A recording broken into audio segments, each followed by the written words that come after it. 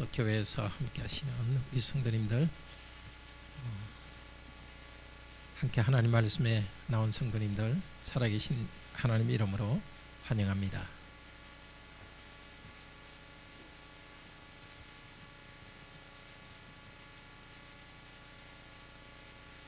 네, 다 같이 기도드립시다. 살아계신 하나님, 우리 하나님께서 사람을 만드시고 아무렇게나 살아가도록 내버려 두지 않으셨습니다. 사람에게 하나님의 형상으로서 아름답게 살아갈 수 있는 길을 가르쳐 주셨습니다.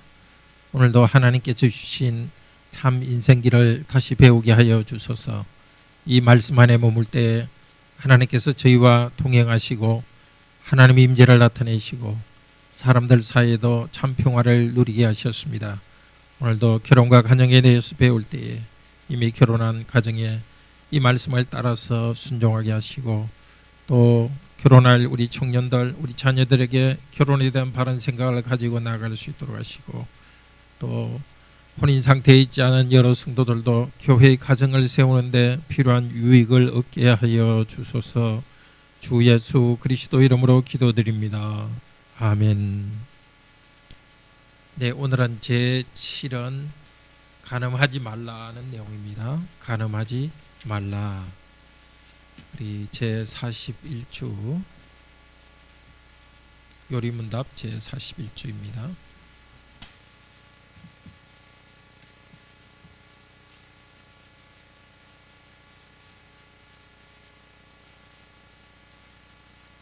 (156페이지입니다)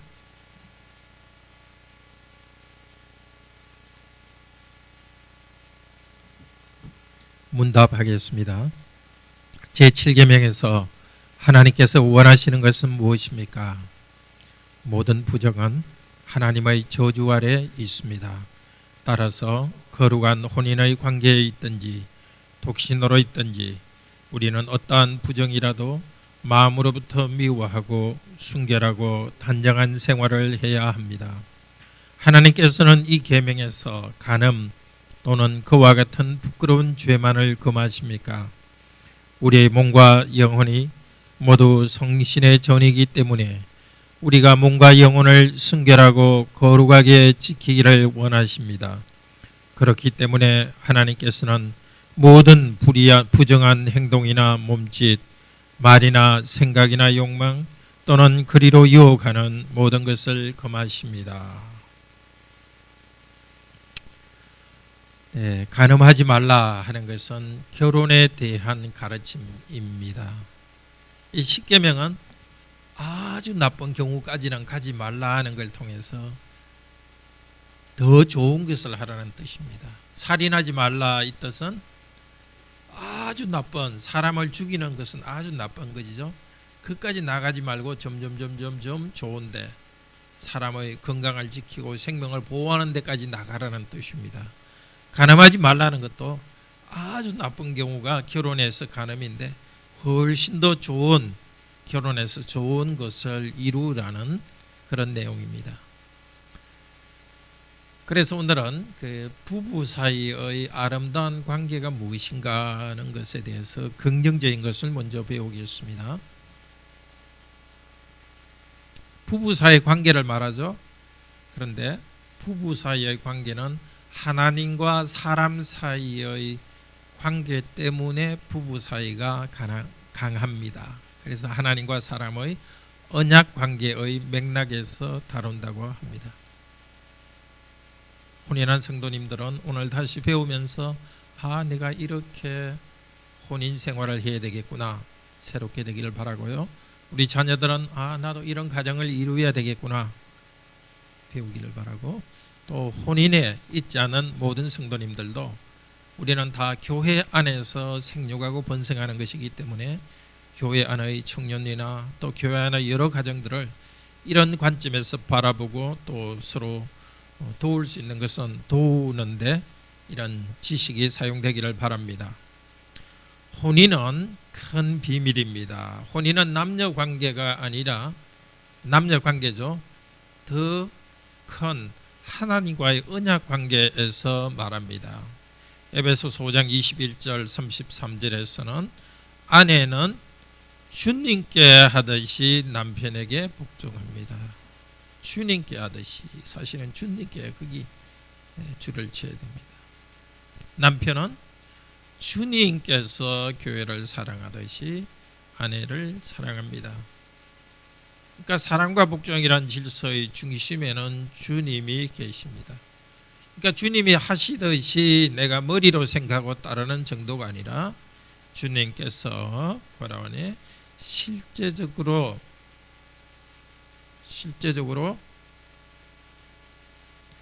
교회 안에 영적으로 계시죠. 주께서 영적으로 계시기 때문에, 성령님을 통해서 실제 계시기 때문에 주님의 부르심을 받은 성도들이 하나의 교회로 됩니다.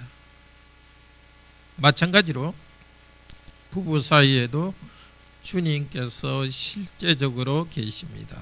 우리 성찬에 대해서 배울 때 성찬에서 우리 주님께서는 실제적으로 영적 실제적으로 임한다 했는데 부부 사이에도 마찬가지입니다. 에베소서 5장 31절은 그러므로 사람이 부모를 떠나 그 아내와 합하여 그 둘이 한 육체가 될지니, 창세기 2장 24절이죠. 남자가 부모를 떠나서 아내와 하나 되는 것입니다. 그런데 이 구절을 어디에 적용합니까? 이 비밀이 크도다. 내가 그리스도와 교회에 대하여 말하노라. 즉 비밀은 그리스도와 교회의 관계입니다. 그러니까 남편과 아내의 관계에 대해서 말한 것이 주님과 교회에 대해서 말한 것에 또 쓰입니다. 그러니까 이 두 개가 상호 밀접하게 연결되어 있다는 것입니다. 예수님과 교회가 이렇게 영적으로 연합되어 있듯이 그 연합 때문에 부부도, 그리스도인 부부도 연합되어 있다는 것입니다. 이렇게 말할 수 있겠죠. 모든 성도는 예수 그리스도를 통해서 다 연합되어 있습니다. 그렇지만 부부는 특별한 방식으로 또 그리스도를 통해서 연합되어 있습니다. 네, 각각 그리스도와 연합되어 있지만 부부는 또 그리스도와 연합된 것이 부부 안에서 또 그리스도와 교회와 연합이 남편과 아내의 연합을 통해서 나타내도록 했습니다. 구체적으로 어떻게 나타난가 하는 것은 우리가 다는 모르죠. 그렇다는 교회의 선언, 말씀의 선언을 듣고서 우리는 조금씩 경험해 가지만 우리가 경험하는 것보다 훨씬 더 크게 그리스도인 부부 사이에는 교회와 그리스도의 하나됨이 거기에 있어서 하나로 묶어줍니다. 그런데 최초의 혼인이 어땠습니까? 창세기 2장 17절에 하나님께서 선악을 알게 하는 나무의 열매를 먹으면 네가 반드시 죽으리라 이렇게 했습니다. 하나님께서는 선악과를 두고서 과라원에 언약을 맺었습니다. 언약, 순종하면은 영생을 누리리라. 그 생명나무를 두었습니다.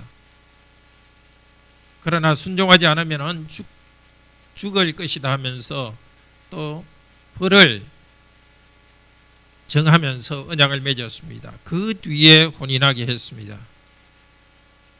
그것은 과라원의 부부가 함께 하나님과의 언약 관계 속에서 생명을 누리도록 했습니다.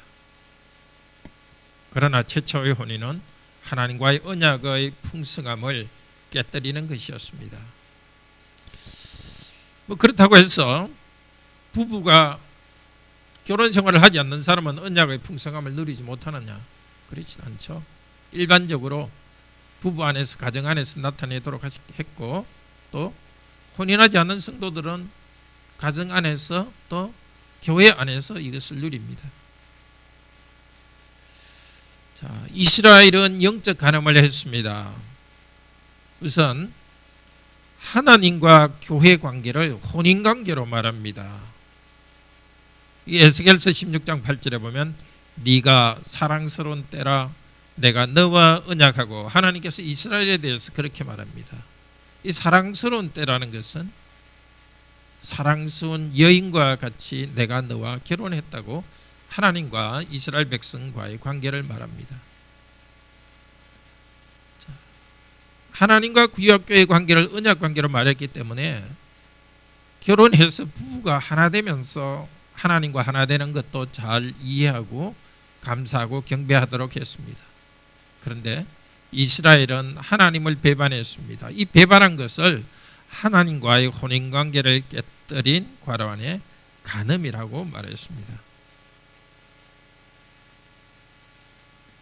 그 다음에 사람의 혼인은 하나님과 구약교회의 관계를 또 나타냅니다. 잠언 2장 16절 17절에서 지혜가 너를 음녀에게서 말로 홀이는 이방 계집에게서 구원하리니 그는 소시의 짝을 버리며 그 하나님의 언약을 잊어버린 자다. 그러니까 사람 사이에 일어나는 간음은 그냥 부도덕한 정도가 아니라 하나님과의 언약을 버린 것입니다. 하나님과 백성과의 관계는 결혼 관계로 표시하고 또 사람 사이 결혼 관계는 하나님과의 관계의 표시이기 때문에 결혼에 신실하지 않은 것은 하나님과의 관계의 언약을 버리는 것입니다. 그런데 하나님과 이스라엘 백성과의 이 혼인 비유를 통한 하나됨은 그리스도께서 더 밝히 보여주셨습니다. 그리스도께서는 하나님이신데 직접 몸으로 사람이 되셔서 우리와 함께 하시면서 한 몸이 되셨습니다. 몸을 가진 분으로서 영적으로 하나 되었습니다. 이제 그리스도께서는 하늘에 계시지만은 성령님을 통해서 하늘의 그리스도와 우리는 연합되어 있습니다. 그 연합의 영적 표현이 교회로 나타납니다. 구체적으로 표현하는 것이 결혼과 가정으로 나타납니다. 결혼은 우리가 그리스도와의 연합을 이루는 훈련 과정의 하나라고 할 수 있습니다. 또 그리스도와 연합 때문에 결혼 생활에서 그리스도의 사랑을 경험합니다. 또 결혼 생활을 통해서 그리스도께 순종하는 것을 배웁니다. 그리스도처럼 사랑하는 것도 배웁니다. 과로안의 삼위일체 하나님과의 친교를 결혼과 가정을 통해서 배웁니다. 그러면 결혼하지 않는 사람은 삼위일체 하나님과의 친교를 배우지 못하느냐? 배우죠. 결혼과 관계없이 교회 안에서 역시 또 배웁니다. 남편의 직분 혹은 사명은 무엇인가? 구원자 머리로서 그리스도의 은혜를 공급하는 자입니다. 가정이 너무 가볍게 취급되는 이 시대입니다. 자녀가 학교 생활 잘하고 직장 생활 잘할 수 있도록 돕는 정도로 생각되는 것이 요즘 시대처럼 됩니다. 더구나 부부가 직장 생활하면서 가정 공동체는 그냥 각자 직장 생활 하는데 하다가 잠깐 만나는 것처럼 되어가지만 그렇지 않습니다. 가정은 가장 중요한 신앙과 생활의 공동체입니다. 교회 안에서 그리스도께서 시작하신 일이 가정에서 계속 일어납니다. 말씀과 기도 교회 안에서 하지만 가정에서 또한 말씀과 기도가 이루어집니다. 교회에서 성례합니다. 가정에서 성례를 하지 않지만은 성찬에 참여한 성도는 가정에서의 식탁도 그리스도께서 그 가운데 계신 것이기 때문에 그리스도를 중심으로 식사합니다. 교회에서 권징하듯이 가정에서도 바른 삶으로 부모가 자녀를 인도합니다. 남편의 역할, 머리와 구원자와 같은 남편입니다. 자, 남편, 아버지는 직분자입니다. 그 가장을 통해서 과로안에 그리스도의 은혜가 가정에서 계속됩니다. 에베소서 5장 25절 남편은 아내의 머리다 이렇게 하면서 그리스도께서 사랑하여 자신을 주신같이 그리스도께서 교회를 사랑하여 자신을 주신같이 어디서 주셨어요? 고란의 십자가에서 내어주신같이 아내를 사랑합니다. 그리스도께서 교회를 위하여 주신 것은 십자가에서 자신을 내어주신 것입니다. 남편이 아내를 사랑한다는 것은 그렇게 자신을 내어주기까지 사랑하는 것입니다. 머리로서 사랑하는데 교회 고대 머리를 할 때는 다스리고 지도하는 기능이 있습니다. 물론 다스린다 해서 지배하는 것이 아니에요. 지도하는, 어느 방향으로 인도하는 기능. 서로 의논하면서, 그렇지만 최종 결정은 남편이 하면서 지도합니다. 그렇지만 머리는 또한 공급자이기도 합니다. 고대 의학의 개념에서는 공급자이기 때문에 머리라는 말을 쓸 때는 공급한다는 뜻입니다. 에베소 4장에서도 그로부터, 4장 아마 16절이죠. 예수님으로부터 각 지체가 공급받는다. 이렇게 예수님으로부터, 머리이신 그리스도로부터 공급을 받습니다. 마찬가지로 남편은 아내를 공급해 주는 자입니다. 에베소 5장 29절에 남편은 아내를 자기 몸과 같이 양육하고 보호하라고 합니다. 이 양육하고 라는 이 말이 어디에 나오느냐 하면은 에베소서 6장 4절에 나옵니다. 아버지는 자녀를 주의 교양과 훈계로 양육하라, 이렇게 나옵니다. 양육하라. 남편이 아내를 양육하고 부모가 자녀를 양육하고, 그러니까 부모가 자녀를 양육하듯이 남편은 아내를 양육하라는 것입니다. 아내를 지급하라는 뜻이 아니죠. 그만큼 공급하고 사랑하라는 뜻입니다. 양육하고, 남편 아내를 양육하고 보호하라, 그것이 데살로니가전서 2장 7절에 나옵니다. 바울은 성도들에게 유순한 자가 되어 유모가 자녀를 기름같이, 유모라는 게 이게 프로포스인데요, 위쪽에 나와 있는 양육하다, 에크트레포와 비슷하고요. 또 자녀를 기른다 할 때 이것이 보호와 비슷합니다. 사도 바울은 성도들을 유모처럼 양육하고 또 기르고 보호했습니다. 그러니까 그리스도께서 교회에 대해서 하는 것, 목사가 성도에게 하는 것, 마찬가지로 남편은 아내에게 그렇게 합니다. 아버지가 자녀를 양육하듯이 목사가 성도를 목회하듯이 남편은 아내에 대해서 이야기합니다. 남편은 아내를 정말 예쁜 딸 키우듯이 말씀과 사랑으로 잘 보호하고 양육해야 됩니다. 그래서 젊을 때 참 육체도 아름다울 뿐만이 아니라 나이가 많이 들었어도 자녀를 양육하듯이 정말 깊은 사랑을 공급하고 예뻐해주고 필요한 것을 공급해주고 자기 몸과 같이 공급하고 인도하는데, 그걸 내용이 뭐냐? 에베소서 5장 26절 27절입니다. 다운편에 같이 읽읍시다. 그리스도께서 교회를 물로 씻어 말씀으로 깨끗하게 거룩하게 영광스러운 교회로 세우사. 요약해서 읽었습니다. 그 성경 구절을 요약해서 적어놨습니다.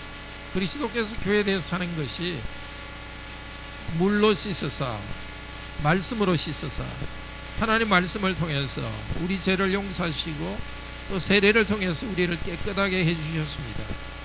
그리고 우리를 거룩하게 성장시키고 점점 거룩하게 되면서 영광스러운 하나님의 모습으로, 그리스도의 모습으로 변화시켜 주십니다.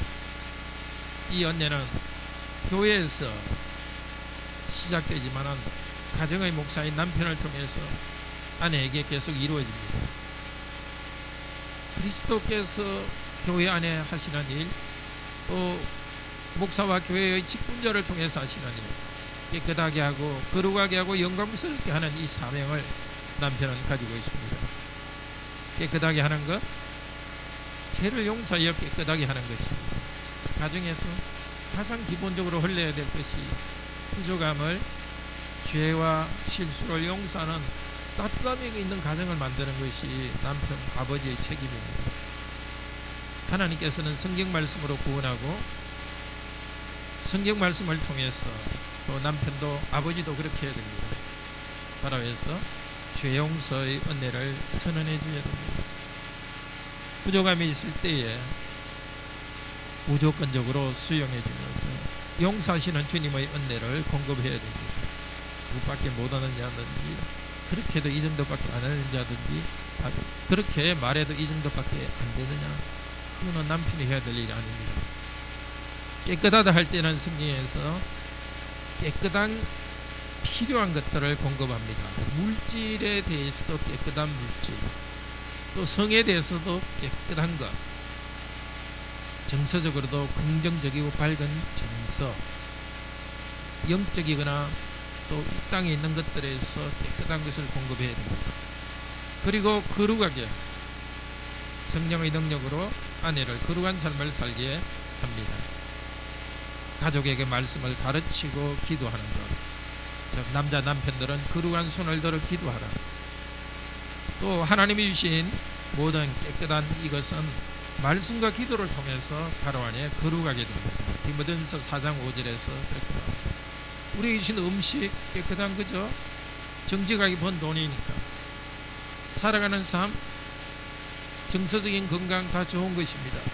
근데 깨끗하고 그 자체 좋은 것으로 남아 있어서는 안 되고 주님께 감사함으로 그것을 받을 때 그것이 거룩하게 되는 겁니다.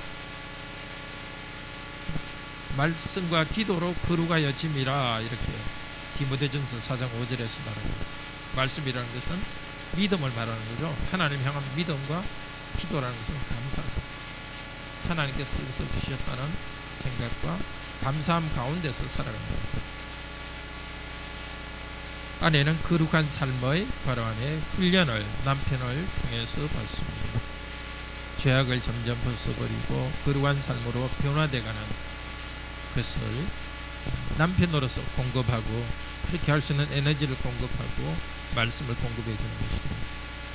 그리고 또 영광스럽게 이렇게 깨끗한 삶을, 깨끗한 걸 공급하고 죄 용서를 경험하도록 해주고 거룩한 삶을 살도록 해줄 때 시간이 지날수록 점점 영광스러운 사람으로 변해갑니다. 하나님 아버지 삼위일체 하나님의 영광에 참여하게 합니다.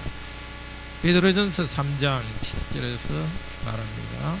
남편은 아내를, 다음편 읽읍시다. 남편은 아내를 지식을 따라 너희 아내와 동거하고 그를 더 연약한 버릇이요 또 생명의 은혜를 받아 함께 이어받을 자로 알아 귀히 여기라.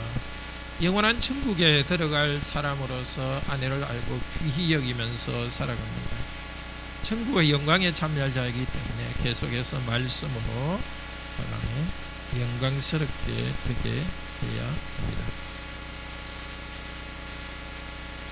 정말 아내의 부족함이 있지만 남편에게 주신 소명은 나와 1년, 10년, 20년 평생 살기 때문에 정말 거룩하고 참 영광스러운 고결함이 나타나는 사람으로 만들어가는 것이 남편의 사명입니다. 아내의 직분은 팀의 리더인 남편이 일을 할 수 있도록 서포트해 주는 겁니다. 남편은 아내를 말씀으로 잘 가르치고 아내는 잘 배우는 것입니다. 고린도전서 14장 34절 35절 다음 편에 같이 봅시다. 여자는 교회에서 잠잠하라. 저희에게는 말하는 것을 허락함이 없나니 배우려거든 집에서 자기 남편에게 물어라. 이걸 한 부분만 딱 떼가지고 교회는 왜 여성을 이렇게 열등한 존재로 취급하나, 이렇게 하면 곤란합니다. 말을 할 때는 말 전체의 맥락을 알아들어야 됩니다. 배우려거든 집에서 자기 남편에게 물어라. 이것은 남편이 그 역할을 당연히 해야 된다는 것입니다. 혼인하지 않는 분은 혼인하지 않은 대로 그렇게 자신이 가정의 가장으로서 살아갑니다. 혼인한 가정에서 남편은 아내에게 아내가 물을 때 가르칠 수 있도록 또 가정에서 계속해서 말씀과 영적으로 공급한다는 것입니다. 그래서 그렇게 하기 때문에 아내들이 교회 안에서 그렇게 많은 것들을 물을 필요가 없이 된다는 겁니다. 말하는 것, 교회에서 우리 요즘 말 많이 하죠. 자매들 아주 좋습니다. 교회 여러 의견들 이야기하고 얼마나 좋습니까? 말씀도 나누고 그러지만 가정이 있는 가정에서 가정 단위로 영적인 것이 이루어지라는 것이죠. 우리 교회에서 소그룹 나눔 모임 때 자매들이 다 인도하죠. 이것이 어긋나는 것이 아닙니다. 전체 가정에서 가정이 있는 경우에 가정에서 그것을 배우는 그 질서 가운데서 있으라는 것입니다. 교회에서의 그 가르침은 사실은 전체 그 목사와 당의 질서 속에서 이루어집니다.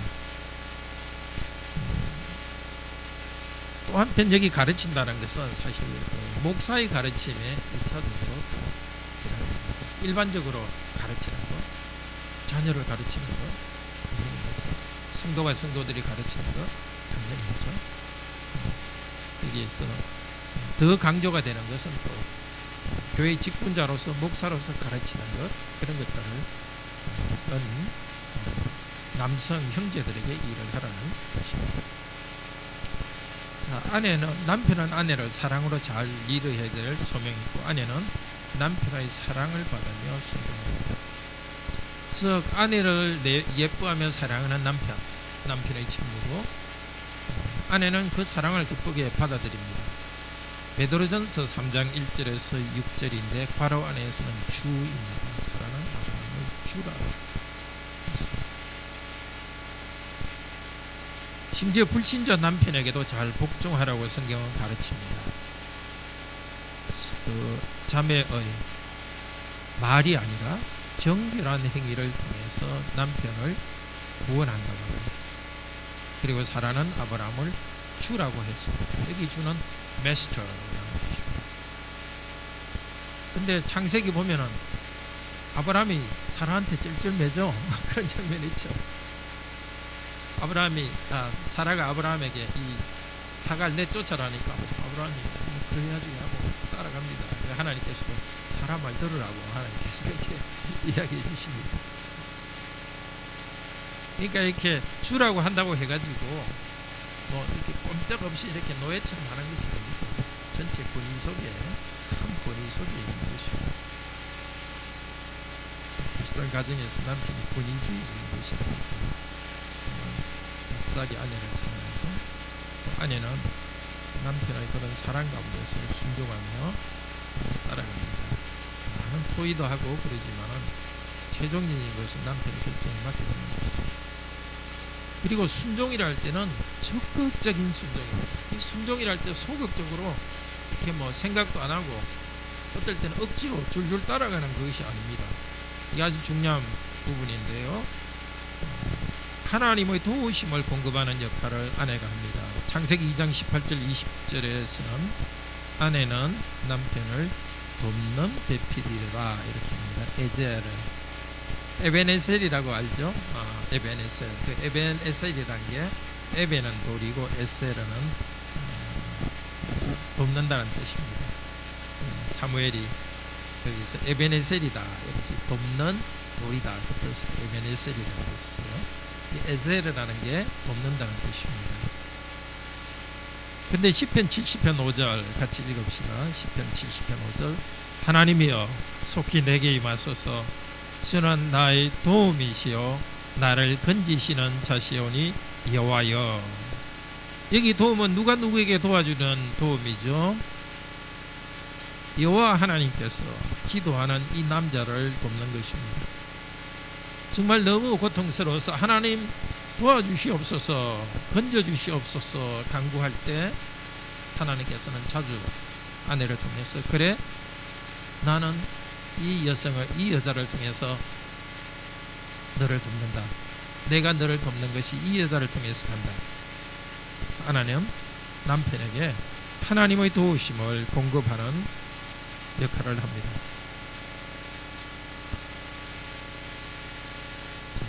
가장이 리드할 때 기품으로 순조하고 격려합니다. 긍정적 에너지를 공급합니다.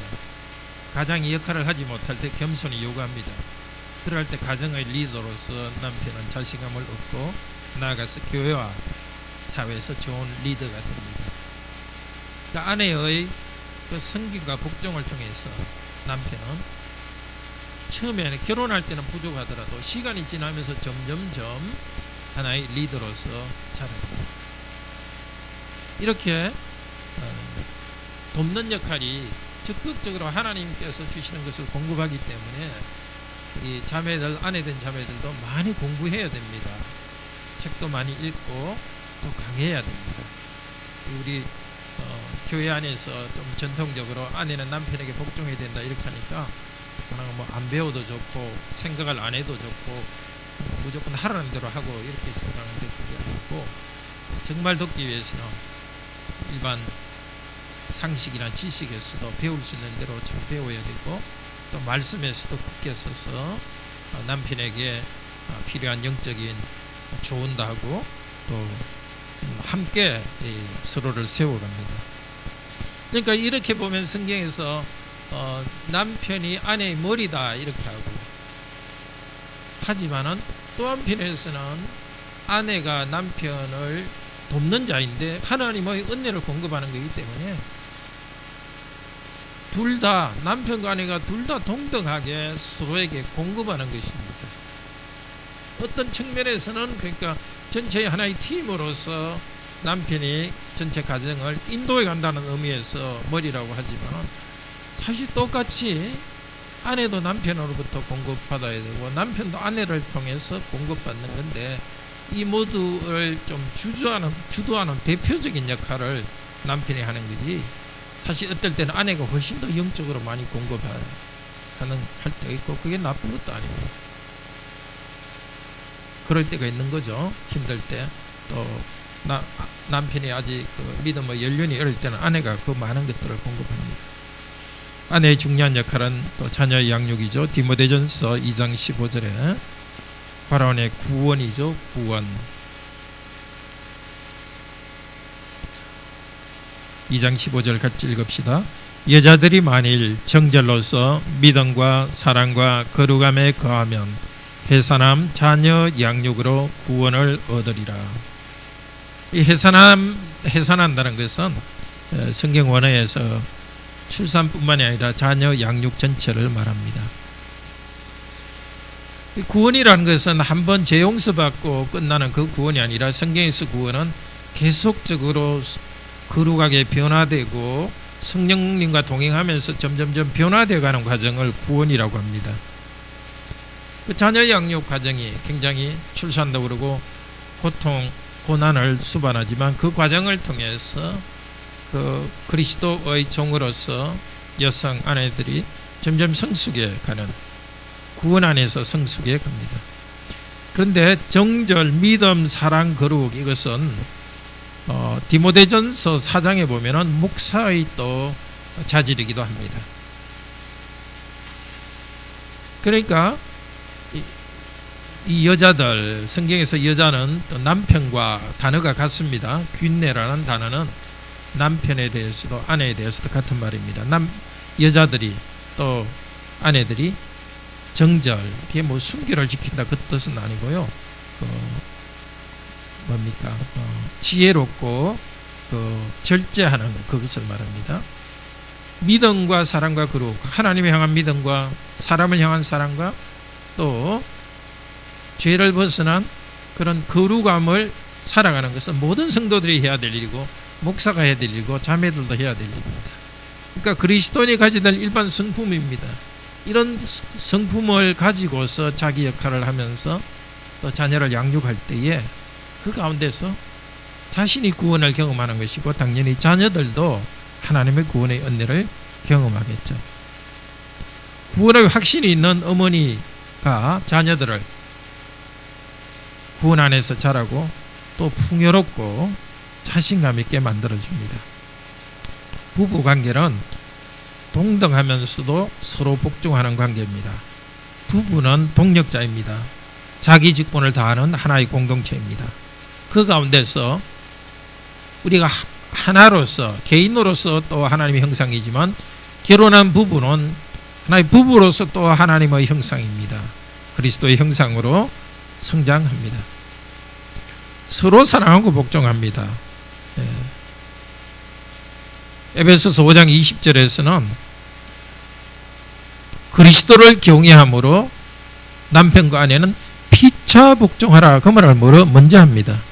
서로가 복종하는데 서로에 대한 복종으로서 남편은 또 아내를 사랑하는 겁니다. 사랑해도 되고 안 해도 되고 하는 그런 재량권이 있는 것이 아니라 무조건 사랑해야 되기 때문에 그것도 복종입니다. 그러니까 서로 사랑하고 서로 복종합니다. 근데 정말 그리스도인의 윤리는 복종의 윤리입니다. 이건 부부관계뿐만이 아니라 그리스도인의 모든 삶은 복종의 삶입니다. 복종은 자존심 상하는 일이 아닙니다. 그리스도 안에서 복종하는 것입니다. 왜냐하면 그리스도께서도 복종하시는 분입니다. 새하늘과 새 땅에서 아들 하나님은 완전한 인간입니다. 인간의 최고 상태는 뭐냐? 하나님께 복종하는 것입니다. 그래서 아들 하나님도 새하늘과 새 땅에서 아버지 하나님께 복종합니다. 신으로서 성부, 성자, 성령님은 동등하시지만 우리의 중보자이시기 때문에, 하나님이면서 사람이기 때문에 사람의 그 인성을 가진 분으로서 그분은 아버지 하나님께 복종합니다. 고린도전서 15장 27절 거기 써놨는데요. 괄호 안에 것까지 다 같이 한번 읽읍시다. 만물을 그 아버지 하나님에게 복종하게 하실 때에는 아들 자신도 그때에 만물을 자기에게 복종하게 하신 이 아버지 하나님에게 복종하게 되리니, 이는 하나님이 만유의 주로서 만유 안에 계시려 함이라. 온 우주에 하나님의 영광이 가득. 새하늘과 새 땅에서는 모든 만물에도 하나님의 영광이 정말 다 가득하고, 거기 천국에 있는 구원받은 성도들의 개인과 공동체 하나님 영광이 가득합니다. 근데 하나님께 복종하기 때문에 그 하나님의 영광을 막는 것이 없습니다. 그때는 아들 자신도 그 아버지 하나님께 복종합니다. 그러니까 우리가 예수님을 닮기를 원하는데 예수님을 닮는 삶은 여러 가지로 표현하지만 중요한 것이 하나님께 복종하고 또 서로를 사랑하기 때문에 복종하는 사람입니다. 복종하는 것입니다. 부부관계는 하나님의 은혜를 의지하여서 자기를 부인하며 하나님의 자기를 부인하는 것인데, 그것은 하나님의 능력으로 가는 것. 아주 구체적으로는 좀 자존심을 계속 굽히는 것이 부부관계에서 정말 큰 게 아니라 자존심을 계속 굽혀가는 것이 자기 부인이고 복종입니다. 서로의 부족함,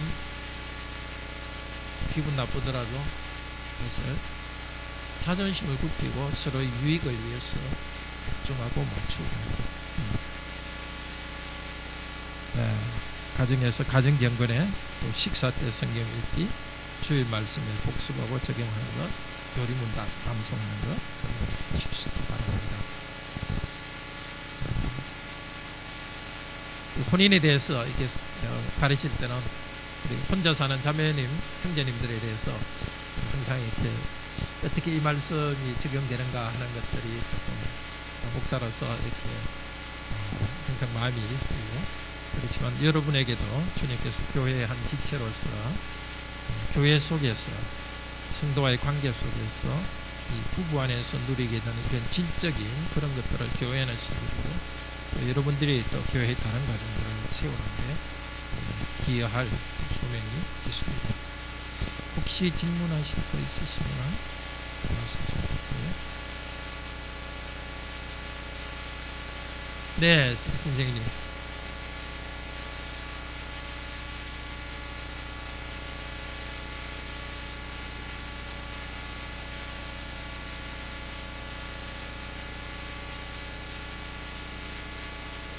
졸혼, 네.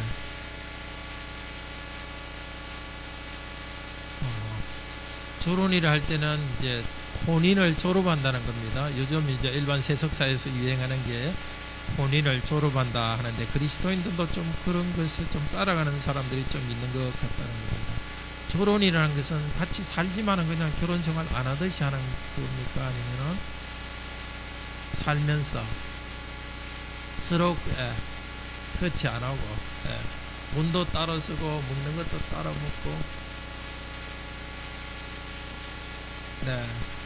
거의 뭐 하우스 쉐어 비슷하게 그냥 남남이 같은 집에 살면서 따로 하는 한 집 두 가족처럼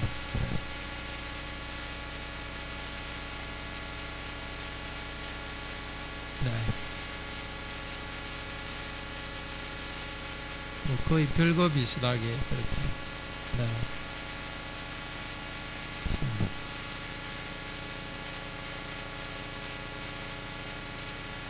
그래요. 소위 말하는 쿨하고 이렇게 깔끔한 그 노년을 보내는 걸로.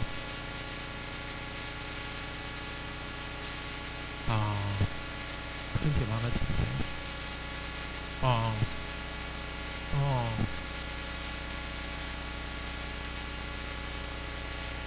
그렇군요.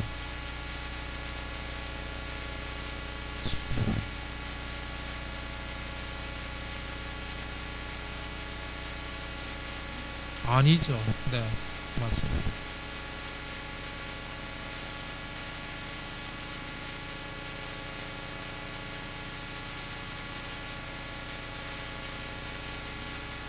네, 네. 이혼하니까 너무 드러나는 게 좀 수치스럽고 그렇기 때문에 같이 살면서 서로 터치 안 하고 사는 것이 참 신사적이고 깔끔하게 느껴지는 것.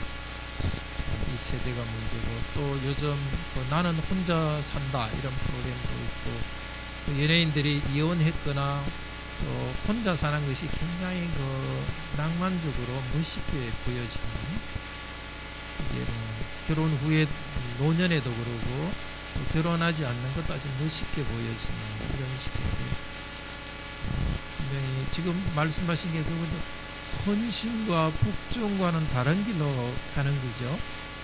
그러니까 애들 키울 때는 어쩔 수 없이 같이 있었는데 어떤 면에서는 가정이라는 게 자녀 교육과 직장 생활에 필요한 어떤 지원해 주는 곳으로 생각했는데 이제 더 이상 자녀도 다 컸기 때문에 지원할 필요도 없고 직장 생활을 위해서 뭐 서로 의지해야 될 필요가 없기 때문에 이제는 경제적 그런 것도 따로 놓으면서 각각 한다는 건데 그는 말씀하신 대로 우리 부부가 서로 섬기면서 하나 되는 원칙과는 너무 다른데 아마 그리스도인도 이 결혼을 통한 아름다움을 그렇게 붙잡지 않으면 그렇게 쭉 따라갈 것 같아요.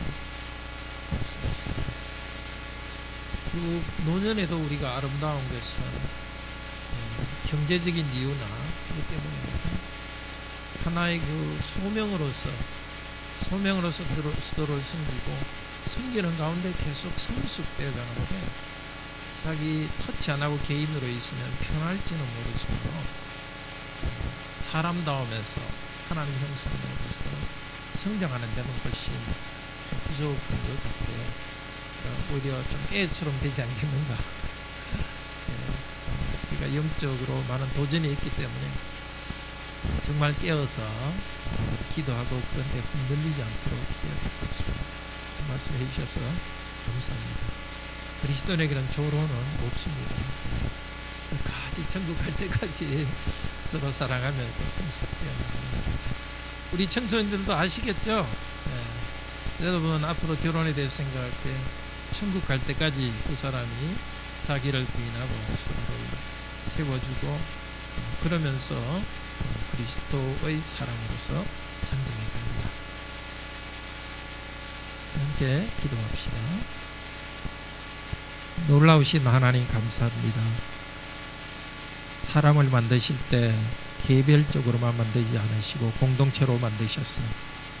또 하나님께서 특별히 홀로 살도록 은사를 주시고 또 그런 환경에 주신 사람은 그 성도들의 삶에 맞게 은혜를 주십니다. 그러나 일반적으로는 부부가 함께 살면서 서로 복종하며 사랑하고 그러면서 서로를 죄로부터 벗어나게 하고 거룩한 삶을 살게 하고 그리고 그리스도 영광스러운 모습으로 변화되게 하셨습니다. 혼인을 자신의 쾌락을 많이 얻어내는 수단으로만 생각하는 이 시대를 따르지 않게 하소서.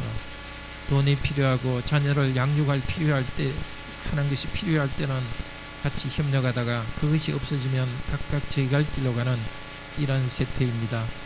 혹은 자신의 안일과 편리를 위해서 소명은 생각하지 않고 그냥 편안하게 가는 세대입니다.